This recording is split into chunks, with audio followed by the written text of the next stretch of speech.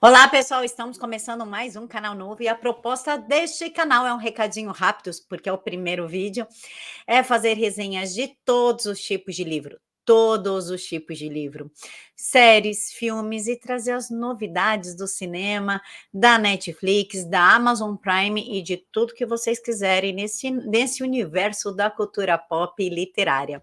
E para começar o vídeo de hoje, eu achei por bem falar sobre A Sombra de Stalin, que é um filme que está aí conquistando corações e levantando debates super importantes. Como disse o Garrett Jones, se eu escrever a história, milhões de vidas podem ser salvas e ele não estava tão errado assim.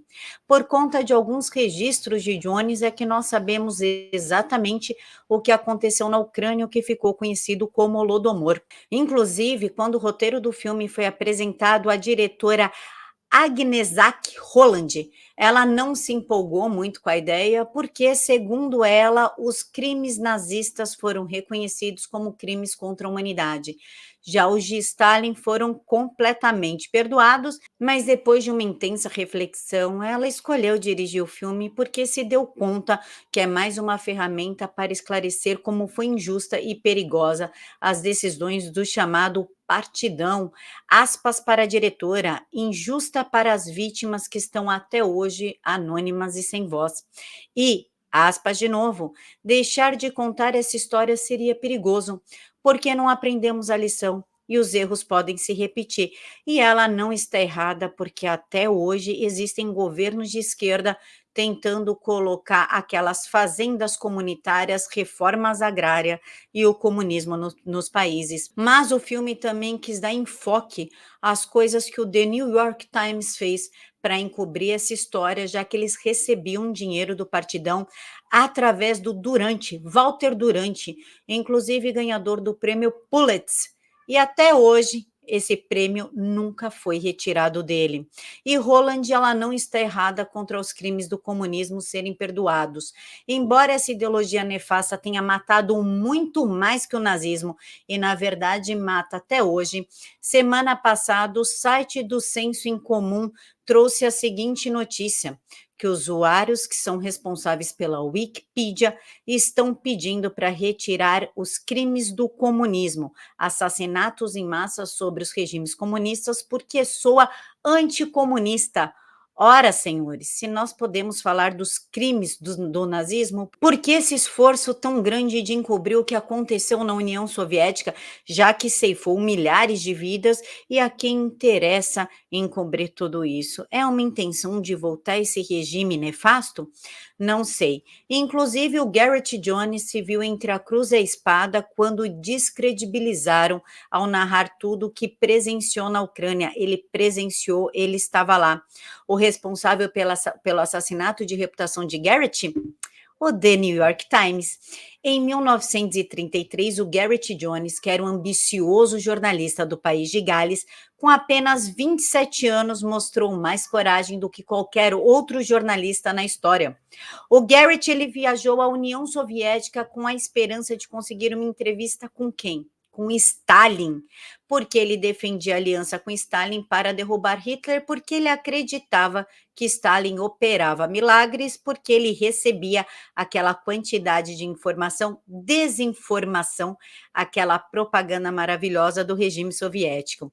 Inclusive, ao chegar na União Soviética, Jones começa a perceber que talvez o discurso propagado pelo regime não era bem assim, não era tão verdadeiro. Jones tinha em seu currículo entrevistas com ninguém mais, ninguém menos que Goebbels, Hitler e outras personalidades da Segunda Guerra Mundial, mas ele nutria uma admiração e um respeito sui generis, que na qual se desfez no decorrer da trama, que é baseada em fatos reais e veiculada na Netflix. Ao chegar em Moscou, Johnny se encontra com ninguém mais, ninguém menos do que Walter Durante, um jornalista conhecido, ganhador do prêmio Pulitzer, correspondente do New York Times em Moscou e renomado no Kremlin, que percebe as intenções de Jones de se aprofundar na história do grão de ouro de Stalin e alerta ao jornalista que o seu colega Paul Klebb foi morto em circunstâncias bem estranhas após começar a questionar o que acontecia na Ucrânia.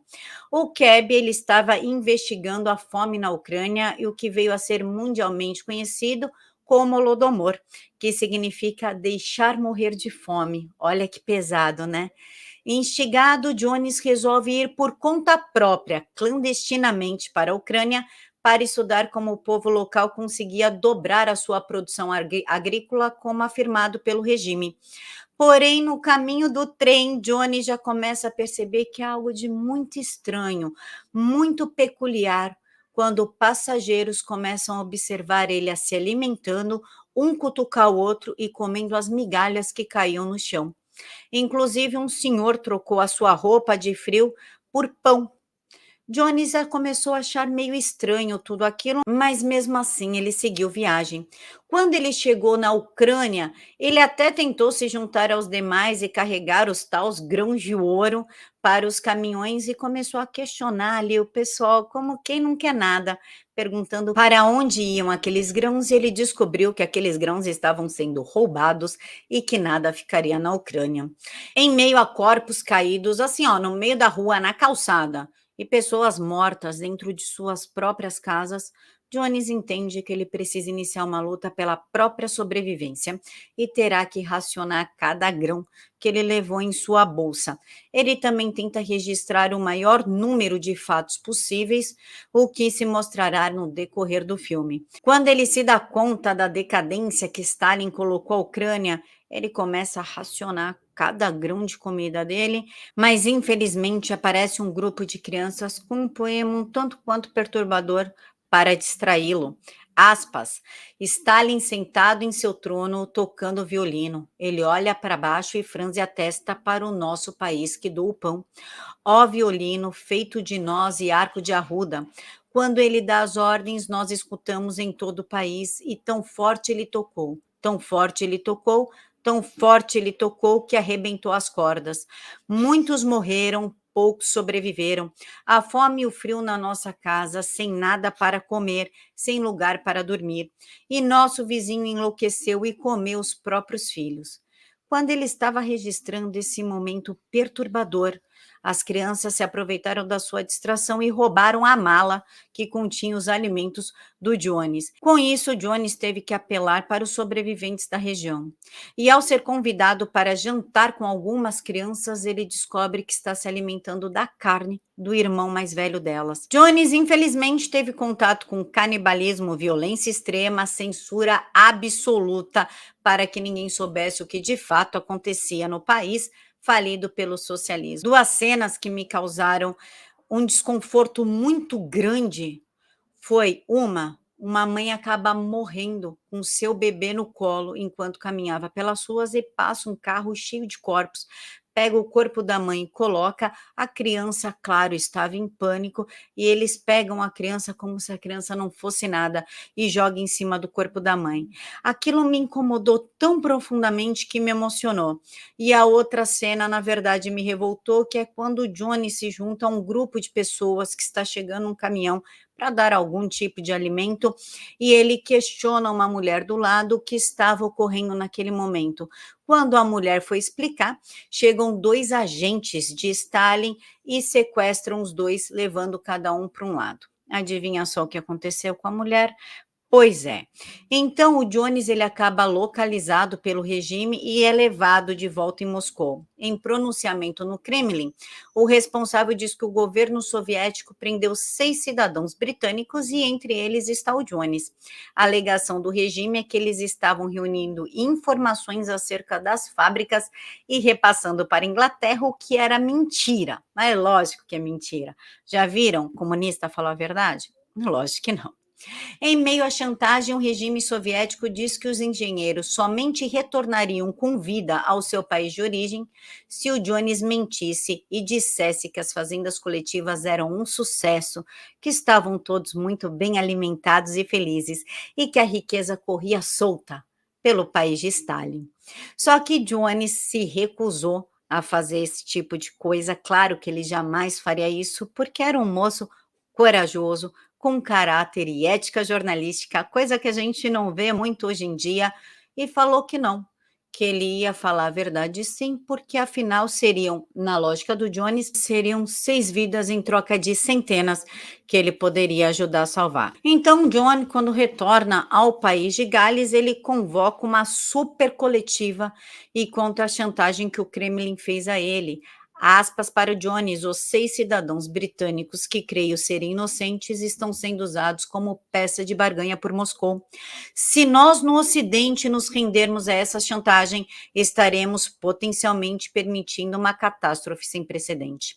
A União Soviética não é o paraíso dos trabalhadores que foi prometido, não é o grande experimento que vocês leem nos jornais. Stalin não tem nenhuma nova conquista impressionante, a menos que considerem matar milhões de pessoas inocentes uma conquista. Não se enganem, se o deixarmos ficar impune por esta fome causada de propósito, haverá outros como ele. Muito obrigada, fecha aspas para Jones, e aí foi a derrocada do jornalista. Porque o Durante, ainda em Moscou, obrigou a sua secretária e amiga pessoal de Jones, Ada Brooks, a escrever uma carta descredibilizando e colocando em xeque a história contada por Jones. O The New York Times foi o primeiro jornal a se colocar contra o jornalista e desmentir a história dele, pouco se importando com a fome que assolava o país oriental. Inclusive, as pessoas em Holodomor, na Ucrânia, elas passaram a se alimentar de casca de árvores. E um determinado momento do filme também que nos chama a atenção é o Jones entregando um pedaço de árvore para o Duran e falando: é só isso que eles têm para comer. Você vai permitir isso? E ele fala que sim, porque o regime é muito maior do que o sacrifício humano. Por causa da coragem de Jones, uma crise diplomática explodiu entre o Oriente e o Ocidente. O jornalista era assessor internacional de David Lloyd George, ministro das Relações Internacionais do presidente Roosevelt. E agora eu vou parar e vou pedir para você que, se você não quiser um spoiler do final do filme, que você pause o vídeo agora e vá assistir ele e volte depois para a gente conversar, porque agora sim tem spoiler. Em troca dos engenheiros que estavam sendo usados como moeda por Moscou, a Casa Branca reconheceu a União Soviética, chancelando toda a maldade de Stalin. E adivinha quem fez essa negociação do reconhecimento? Ele mesmo, Walter Durant. O presidente na época era Franklin Delano Roosevelt. Por fim, o Jones conseguiu publicar a sua história, mas em agosto de 1935, enquanto fazia reportagens na Mongólia, Garrett foi sequestrado por bandidos e olha que coisa estranha, o guia que estava com ele era ligado à polícia secreta soviética. Por óbvio que ele foi assassinado, né, pessoal? Já o Durante morreu aos 73 anos, de idade mesmo, quentinho em sua cama e mesmo escondendo todo o massacre que Stalin cometeu e que foi exposto ao mundo daquela forma, ele nunca perdeu o seu prêmio Pulitzer. Pois é, pessoal. Para quem quiser me seguir nas redes sociais, nas novas redes sociais, está aqui na caixa de informações. Eu vou postar coisas diárias sobre filmes, livros, textos, enfim, nessas redes. Então, quem quiser, abaixa aí na caixa de informações. Um mega beijo no coração de todos. Fiquem todos com Deus e até quarta-feira.